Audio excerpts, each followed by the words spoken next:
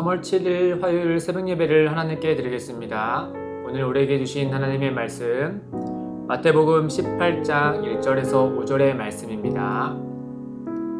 그때 제자들이 예수께 나와 이르되 천국에서는 누가 크니이까? 예수께서 한 어린아이를 불러 그들 가운데 세우시고 이르시되 진실로 너희에게 이르노니 너희가 돌이켜 어린아이들과 같이 되지 아니하면 결단코 천국에 들어가지 못하리라. 그러므로 누구든지 이 어린아이와 같이 자기를 낮추는 사람이 천국에서 큰 자니라. 아멘. 오늘 말씀은 제자들의 한 질문에 예수님께서 답을 하시는 장면을 담고 있습니다. 예수님은 참 최고의 교사이시죠. 그렇기 때문에 제자들의 질문에 대해서 그 질문에 대한 해당되는 답만 제시하는 것이 아니라 그 답과 연관된 진리를 그들에게 가르쳐 주고 계십니다. 그 점에 대해서 오늘은 1절에서 5절의 말씀만 같이 살펴보면 좋을 것 같습니다. 먼저 1절과 2절 말씀해 보시면 제자들이 예수님께 이렇게 질문을 하죠. 천국에서 누가 제일 큰 사람입니까? 라고 질문합니다. 제자들이 이렇게 질문한 이유는 그들이 이미 천국에 들어간 사람이다 라고 스스로로 생각했기 때문에 그 천국에서 누가 크고 작은지를 묻는 이유겠죠. 그들의 이제 관심은 천국에 들어간 이후에 그곳에서의 이제 자리였습니다. 누가 더 큰 자인지 확인해서 그 큰 자가 되고 싶은 게 제자들의 속 마음이었겠죠. 그 마음이 이제 여기서는 살짝만 드러나지만 이후에 마태복음 20장에 가면은 그 한 어머니의 요구에 따라서 제자들이 화를 내는 장면이 있지 않습니까? 그 점에서 이제 본인들이 예루살렘에 갔을 때 가장 높은 자리에 누가 서게 될 것인지에 대해서 또 본인들이 서고 싶은 마음을 그 자리에서는 노골적으로 드러냅니다. 어쨌든가 오늘 말씀에서 보면은 제자들은 천국에서 누가 제일 큰 사람입니까? 라고 예수님께 질문을 했고 예수님은 그에 대해서 답을 해 주실 차례였죠. 그때 예수님의 주변에 한 어린아이가 보였던 겁니다. 예수님께서 그 어린아이를 불러서 본인 앞에 세우시고 제자들을 향하여서 볼 수 있도록 하셨죠. 그런 다음에 예수님께서 그들에게 이렇게 말씀하십니다. 3절에 보시면 이르시되 진실로 너희에게 이르노니 너희가 돌이켜 어린 아이들과 같이 되지 아니하면 결단코 천국에 들어가지 못하리라. 제자들은 분명 예수님께 누가 제일 큽니까? 라고 질문을 하지 않았습니까? 그러니까 어떤 사람이 크다라고 답을 해야 되는데 예수님은 오히려 먼저 그들에게 천국에 들어가는 것에 대해서 말씀을 해주고 계시죠.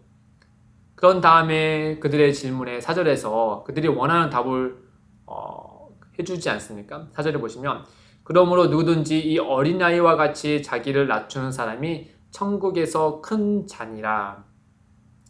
제자들은 예수님의 말씀을 들으면서 예수님 앞에 따뜻하게 안기어 웃고 있는 어린아이를 쳐다봤을 겁니다. 굉장히 의아하면서 쳐다봤겠죠. 이 어린아이와 같이 되지 아니하면 결단코 천국에 들어갈 수 없을 뿐 아니라 천국은 이 어린아이와 같이 겸손한 자를 존귀하게 여긴다라고 말했으니 말이죠. 예수님께서 말씀하신 이 어린아이 같은 자는 어떤 사람인가?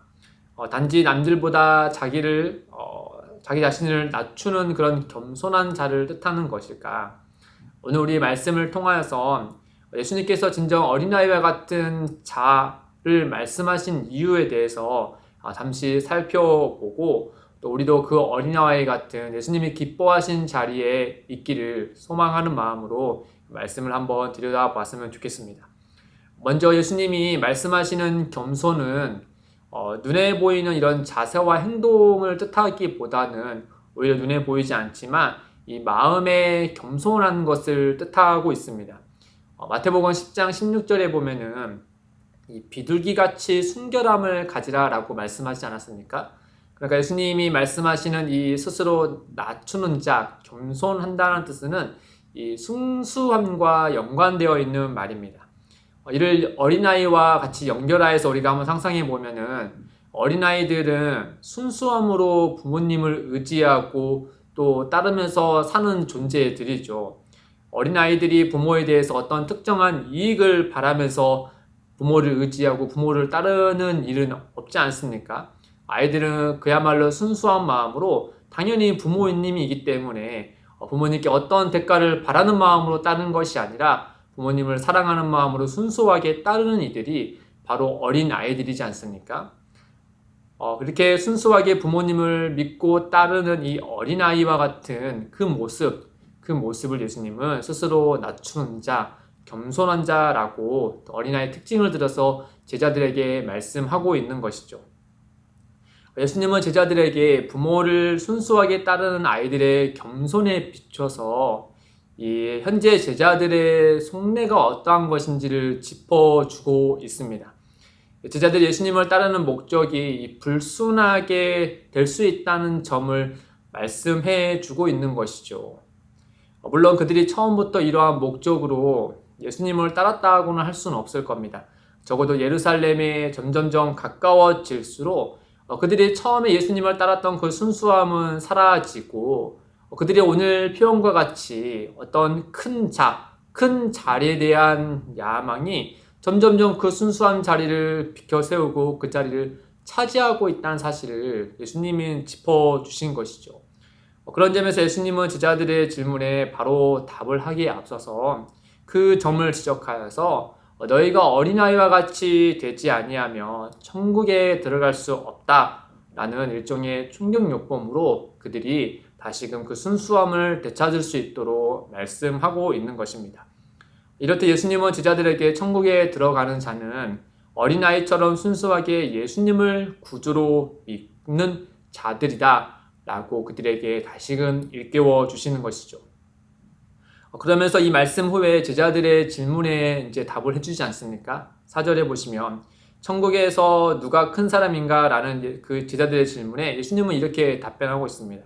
이 어린아이와 같이 자기를 낮추는 사람이 천국에서 큰 자이다 라고 말이죠. 누가 큽니까? 라고 말했던 예수님은 이 어린아이 같이 자기를 낮추는 자다 라고 말하고 있죠. 여기에도 마찬가지 이 어린아이 같다라는 것은 단지 눈에 보이는 이 어린아이 그런 존재를 얘기하는 것이 아니고 또 남들보다 자기를 낮추는 어떤 겸손한 자세와 행동을 말하는 것이 아니라 방금 설명 들었던 것 같이 이 어린이와 같이 순수하게 예수님을 믿고 따르는 그 참된 제자를 이 어린아이 같이라고 예수님께서 말씀하고 있는 것입니다. 이 어린아이 같이 예수님을 순수하게 믿고 따르는 참된 제자는 천국에서 큰 자이다 라고 예수님께서 말씀하고 있는 것이죠. 사랑하는 성도 여러분, 이 천국에서 큰 자는 순수하게 예수님을 믿고 따르는 참 제자들을 가리킵니다. 그런데 예수님을 따르는 참 제자들은 생각해보면 큰 자와 작은 자 중에 오히려 큰 자를 선택하는 것이 아니고 작은 자를 선택하는 이들이 참 제자다운 모습이 아니겠습니까? 심지어 가장 작은 자까지도 섬기는 이들이야말로 제자다움이죠. 또한 예수님은 이 땅에서 여자가 낳은 자 중에 세례 요한보다 큰 이가 없다라고 말씀하셨죠. 그러면서 더불어서 말씀하기를 이 천국에서 극히 작은 자라도 그보다 크다라고 말씀하셨습니다. 즉 이 땅의 높고 낮음과 하나님 나라의 높고 낮음은 이 근본적으로 다르다는 것을 예수님께서 앞서서 말씀해 주신 것이죠.